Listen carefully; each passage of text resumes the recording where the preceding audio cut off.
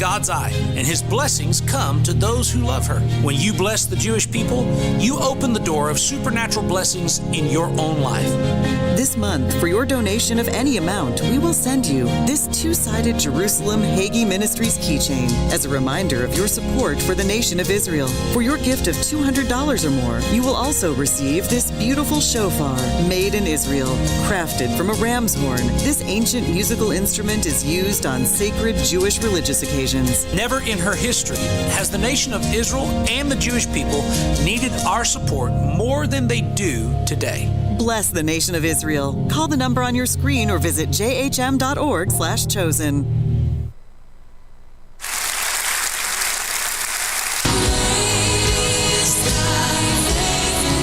Hi, this is Anina. Join me every Monday at 7 p.m. for Faith Matters. Faith Matters is where we reflect and share on our daily Christian walk. I look forward to sharing with you on Mondays at 7 p.m. God bless.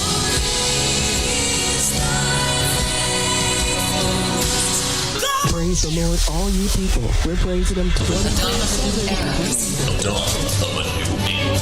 Future without boundaries. Without boundaries. A future where everything is possible. Without limits. Full of love and wonder. So, explore reality. Revoke your limits. Exceed your potential. The future is here.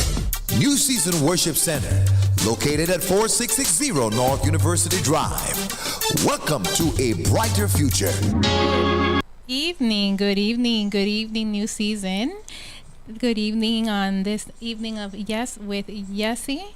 It is awesome to have you guys, as always. Awesome to be here, to entertain, to enlighten, to empower, to inform, to motivate, and to just give that feel that everyone is included, because we are. Everyone's included, everybody matters, and everyone deserves to be informed and given information that is going to help them be successful to the best of their ability, regardless of our background, our disability, our differences, regardless of any of that stuff, right? So it is very important that we act as such, as a community, together, as one. Good evening, everyone there on Facebook. I see you, Donna J. Good evening, Donna J. Thank you for always joining. I believe I saw Sister Marcia. Good evening, and please take a moment to share and invite with all of our listeners so that they too can be a part of tonight's conversation. Yep, there she is. Good evening, Sister Marcia. Good to see you. And so we're going to get started, guys. We are going to get started. It is everyone's favorite time of the year. End of summer and heading back to school. A lot of my kiddos headed back to school already, actually. And for some of them, it's school. It's off to middle school or high school. To some of them, it's a post-secondary educational center, whether it's college, Broward College, or it could also be an adult day training center, some kind of learning center for those with different kinds of disabilities. And how that happens, how that transition happens when those students are in high school to transition to that post-secondary, whatever that post-secondary means to them, is not an easy transition all the time, because a lot of times we don't know what services are out there. Sometimes there are no services out there, depending on the need, the specific need of the individual.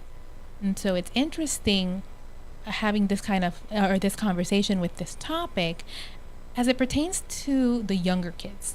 So moms and dads and caregivers just kind of starting in that path, whether it's in elementary school or in even middle school. It's like, okay, what do I do now? Or, what do I do when my son, my daughter gets to high school?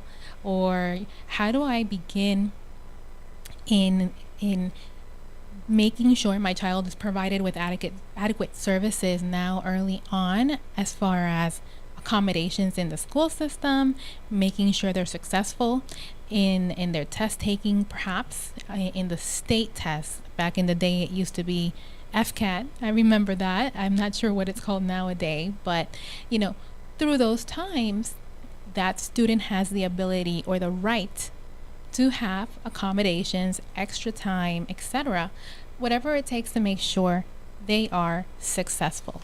So for you guys out there in the what we call the ESE groups, Exceptional Student Education Groups on Facebook, for those of you educators, for those of you parents, caregivers, family members that have a son, daughter, nephew, niece in the school system, and perhaps have some kind of learning difference or know somebody that does, this is for you. This is for you guys. In this month, we acknowledge several different needs, if you will, and one of those needs is to our seniors. So shout out to our seniors, and let's make sure that we care for our seniors the way that we should in the community, and keep them informed with what they need, make sure they're taken care of.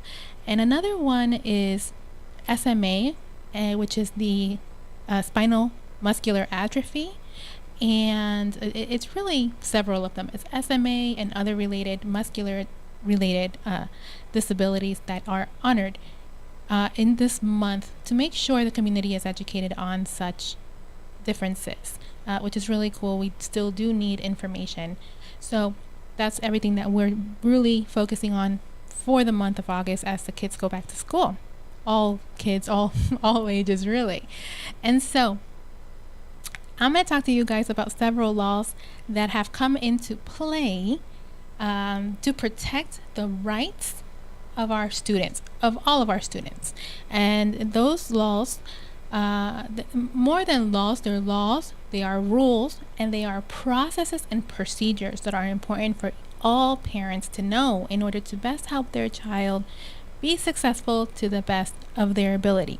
And so a lot of times parents are kind of confused. Even us as advocates, we're like, oh my gosh, there's so many, right? So it's very important to know each one, the rules and regulations, and more importantly, I think who it pertains to and who it doesn't pertain to, because unfortunately some of those processes and procedures are very disability specific, very need specific. So in other words, it's very specific to the need of the individual needing the services. So it's really important to know the difference between each one. And so, of course, parents focus on these laws to protect their child with a disability, as it gives them access to education, what we call free and appropriate education, also known as FAPE, F-A-P-E. And under that FAPE, there's 3 different kind of laws. So ready for this? It's not that hard, but it does take a minute to digest. There are 3 different kind of laws that currently exist where we can ensure that our students and our kids, and even at a college level, are protected to be able to be to obtain or to be provided with a free and appropriate education to meet their needs. And so number 1 is the IDEA, and that's specifically Individuals with Disabilities Education Act. That's the mama bear. That's the mama bear of all disability related laws and regulations. The second one is Section 504. Section 504 of the Rehabilitation Act. So the way that I learned to associate that is that with the Rehabilitation Act, really strategically focuses on vocational. So employment, rehabilitation, right? Getting that rehab back into society. So post-secondary, again, vocational, technical schools, long-term employment, short-term employment, full-time, part-time, everything related to rehab and getting back into services, employment, and educational lessons, if you will. And the third one is Title II of the ADA. Title II of the ADA. You guys hear me talking a lot about the ADA and what the ADA is. The ADA stands for the Americans with Disabilities Act. The Americans with Disabilities Act, which has a set of laws, or is a set of laws rather, that currently exist since 1990 to protect the the rights of individuals with disabilities, whether it be through employment and education, as we're speaking, community, health, and other related things, even social and different aspects of life, where all people want to be included to live an inclusive lifestyle, right? So in this case, it's strictly Title II of the ADA, which relates to employment. And so Title II of the ADA prohibits discrimination by state and by local government, which includes public school. So your right to an education, again, we go back to FAPE, right? The free and appropriate education, leading into other services. So that's what that is as far as Title II of the ADA, again, which prohibits discrimination by state and local government, including in the public school system, to all students with disabilities. All students, all disabilities. Section 504 is more limited.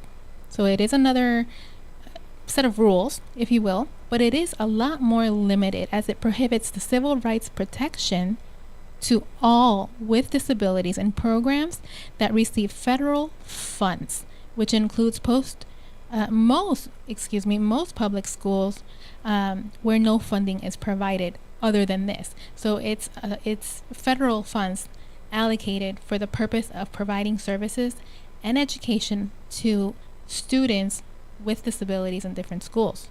And so the IDEA is a statute rather than a law. It's a statute that mandates FAPE, again, the free and appropriate education, to all students with disabilities in what they call the least restricted environment.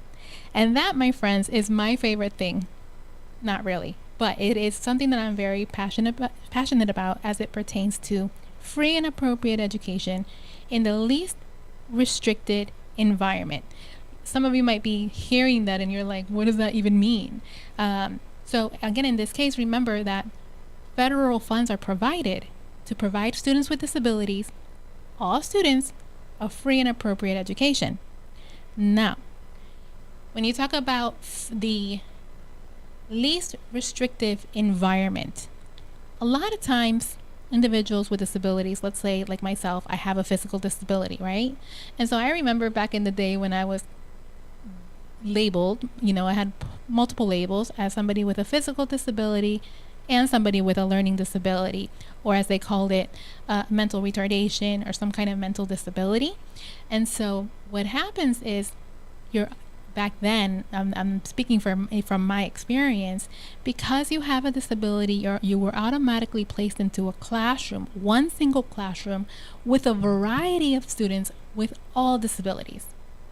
That, my friends, was what they would call seclusion, basically. You were secluded into one classroom based on your disability, pretty much. But in reality, it was called based on your individual need. But really, to me, it was based on your disability. So now, moving forward to 2021, it's called least restrictive environment, meaning that you're in that environment, but you can obtain the education to the best of your ability with accommodations, with extra time, with extra assistance, whatever you need in a least restrictive environment, as long as you're included in the general education system, which means you would then graduate with a regular diploma versus a special diploma, as you would if you were in a secluded environment. So secluded environment versus least restricted environment are two totally different worlds, two totally different sets of services, and really two completely different sets of outcomes, whether it be a regular diploma as an outcome or a special education diploma, which doesn't really allow you to do a lot of anything, especially as it pertains to going to post-secondary or college. A special diploma is not recognized as you completed high school with all of the requirements, but you did attend. So it's basically a certificate of attendance. You went, you did what you had to do, and you exited the school system. But it doesn't accredit you for being able to go to college and obtain the credits that you need to further your education. So that's the difference with the different laws and regulations as it pertains to special education or education for individuals with disabilities. Good evening, Sister Marcia. Again, good evening, Sister Selma. Good to see you. My aunt is on from Orlando, Titi, I think. You're in Orlando. Good evening, family. Good evening. Thank you for joining. And so tonight, as we get ready to go back to school, actually, a lot of our students are already back to school. We're learning a little bit about the ADA and the laws that currently exist as it pertains to students with different disabilities, exceptionalities, and what the school system, or the district rather, can do to make sure that our students are included and receiving the free and appropriate education that they should be receiving with the accommodations. So we're going to move on to another part. We talked a little bit about FAPE and the federal funding. And so FAPE actually, like, so all other programs we talked about are for all different kinds of disabilities, right? So for FAPE is more specific when it comes to the disabilities of the students that it provides services to. And so these specific disabilities include autism, which is something new that I learned, to be honest, diabetes, autism, deaf and blind, emotional disabilities, hearing, or multiple disabilities, meaning you have more than one disability, at the same time or together. So I wasn't really familiar with that, to be honest, in regards to the FAPE. So it is very disability specific. Therefore, it is very service specific and accommodations for those specific students. So that was good to know. And then we talked about the ADA, right? Again, with the Americans with Disabilities Act of 1990. No formal written requirement was made. However, for best practice, it is required to document the accommodations of the students needed in the high school, middle school, or elementary school system. So their needs and their accommodations, whether it's extra time or a buddy system, whatever is going to help them be successful in their education despite the disability. Again, it's not required for it to be documented. However, we all know we have documentation, then there's more pressure to make sure that whatever is on that document needs to happen. It's kind of like we say, no documentation, then it never happened, right? So we have to make sure that when our students begin school, that we have what's called the initial meeting, right? The initial meeting with your students' support system, teachers, counselor, exceptional student education advisor, and document what it is that they are going to provide to your student to help him or her be successful while they're in that classroom. That is very, very important to record on your IEP, individual education plan. You may record it because it's your right. And you're also, obviously, you can ask for, and definitely should, ask for a copy of that IEP report that you all put together as a team. So it's no longer by yourself. Now you have a team for your son or your daughter to make sure they're successful. The other thing is the 504, right? We talked about the 504. The 504 plan describes the aids and the assistance and the services that student needs. So again, whether they need an aid to walk them from class to class, push them in the wheelchair, whether they need assistance getting their lunch. I remember back in my day, I had somebody carry my lunch in the lunchroom. So all of that has to be documented in the 504 so that these services then can go with a student wherever they go, should they move to a new school or whatever the case may be. So documentation is everything, regardless of what grade that child young adult, regardless of their age and what grade they're in. Now, the IDEA requires an IEP, the Individual Education Plan, to be written specifically identifying services developed with parents and school staff, as all of their input is into that IEP meeting. So when it gets to the IDEA, it gets a little more legal, it gets a little more heavy duty, and it becomes mandatory. So with that being said, then it should be mandatory from the beginning, because you want to have proof, you want to have a copy, you want to make sure you're all on the same team and nobody can say, oh, well, that didn't happen. So you definitely want to have proof of every single thing as it pertains to your son, daughter's education and their ability to be successful regardless of their disability or need. Good evening, Sister Diane. Thank you for joining us this evening. Thank you. Please share, guys. Share and invite, and don't forget to log on or to subscribe to our YouTube channel, New Season Gospel FM, and make sure that you share this information. You never know who can use it. And so, the other thing I wanted to point out is, unfortunately, when you go and you're putting these services in place for yourself, as in my case, or your son or your daughter, the school's not really going to advocate for you to obtain an advocate, if that makes sense, because of course they're educated, they have your child's best interest at heart, and so they got this. Well, I feel like not everybody, you can't know everything, right? So not one single person knows absolutely everything, no matter how certified and well educated you are in that subject matter. And more importantly, nobody really knows the need of your child or your own need. If you're a college student or a student going into some kind of post-secondary program, nobody knows your needs better than yourself. Nobody knows the needs of that child more or better than that parent and that caregiver.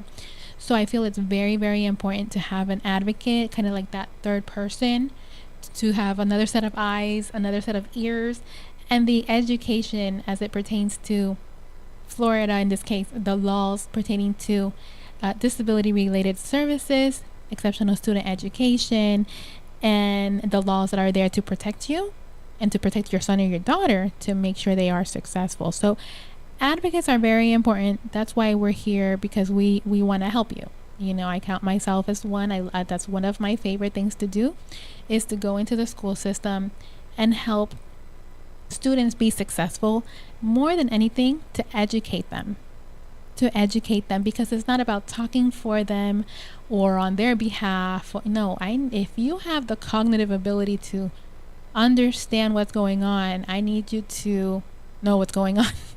I need you to know what's going on. I need you to speak up. I need you to tell me what your weaknesses are, what your strengths are, what's your favorite class. I need you to tell me, and your support team, all of that, because that's the only way that you're going to be successful. So I'm huge on making sure the individual is familiar and knowledgeable on their disability, on their need, and their ability to do what they got to do. And sometimes, my own students surprise me. The students that I've had the opportunity to work with, I'll think that their disability is more severe than it truly is. And I'm like, wait a minute, you can talk? Or you can do this? And it's amazing, because that tells me that in some way, the services that I provided, or something that I instilled in them, or maybe an activity we went to, gave them the confidence to now be able to be like, okay, Jess, this is what I know how to do. This is what I can do. I can speak. So I really love and enjoy when those abilities come out of the individual that perhaps I once thought that they didn't have within them. So that's really cool. And again, I encourage all parents to make sure that their son and daughter participates in their meetings. By law, by Florida law, students with disabilities have every single right, regardless of the age, to participate in their IEP meetings or in their educational meetings pertaining to FAPE, IDEA, IEP, 504 plan, all that wonderful stuff. I think it's very important that they know who their support system is.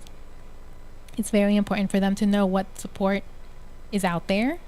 It's very important for them to know who is there to help them, and who their community support system is, and more importantly, their talents, their skills, their abilities, and even the areas where they need help. Not in the sense of, oh, you can't do this or you can't do that. No, this is what you can do, but this is what we can do to help you make it better or strengthen what you already are good at. So positive reinforcement always encourages a student to be comfortable in getting the help, or saying yes to that help, or saying yes to, okay, let's see what we can do to make me more successful. So advocacy, child participation, this is everything. And I think I'm for sure rather have mentioned it to you guys before. The student with any kind of disability, when they are starting school, have every right to begin school in a general education environment. General classes, regular classroom, regular everything, and then be evaluated for an appropriate program to best meet their needs.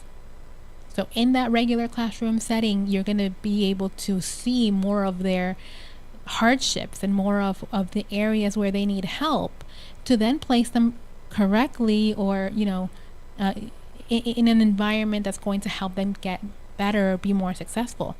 But if you place a student in a non-inclusive environment just based on their disability alone, then you're not really going to get an accurate evaluation as to what that student can really do in a regular environment. I'll never forget when I said to my administrators in 7th grade, I'm over it. I need to go back to regular classes.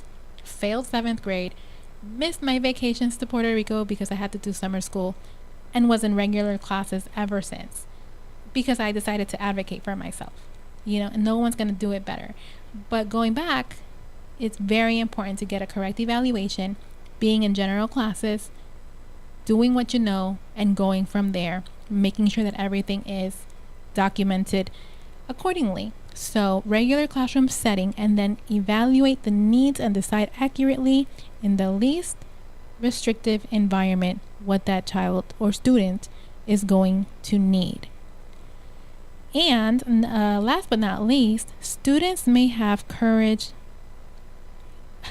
They must have the courage, even with the low self-esteem. They must have the courage to face these moments where the faculty is involved, where their teachers are involved, and say, this is what I can do and this is where I need help. And that's going to help them be more successful in the community, in anything that is not education related. And so it's very important for them to know that there's other accommodations that currently exist as well, other than the ones that we mentioned. And some of those are service animals and effective communication.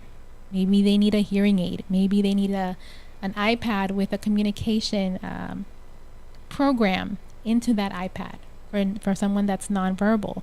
So it's very, very important for them to be educated in what is out there for them, guys, making them so aware of their current situation, of their disability, of their skills and their talent, and that which perhaps is more of a difficulty for them as well.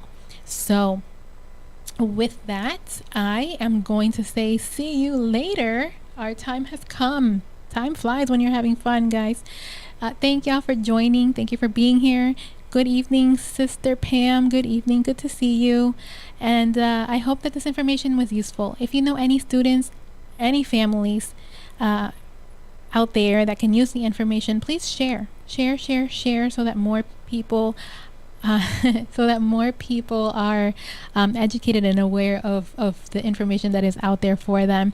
If they need advocacy, they need disability related resources, benefits counseling, all kinds of counseling, call our office here at New Season. And if we can help them, we will definitely find someone who can. And that is the beauty of community. So with that, I encourage you all to support your favorite station, New Season. Gospel FM. Of course, you know the ways to give. newseasonfm.com, Cash App, $NewSeasonWZ, and Zelly 954-536-1821. And of course, tomorrow is Fun Friday. Join Pastor Steve tomorrow for Fun Friday, and then we're gonna do it all over again on Monday. Monday, I'll be on with yours truly, Pastor Steve, for Latino Monday. It is a lot of fun.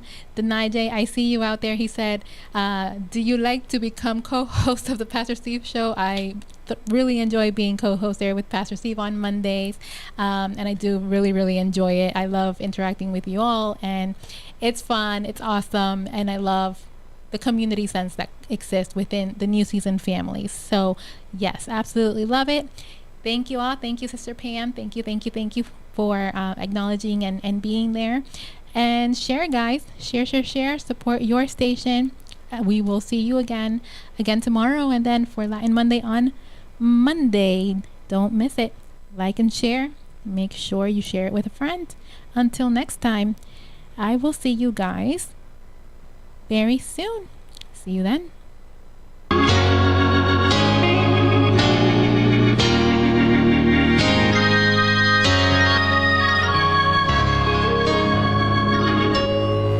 What you think about Jesus?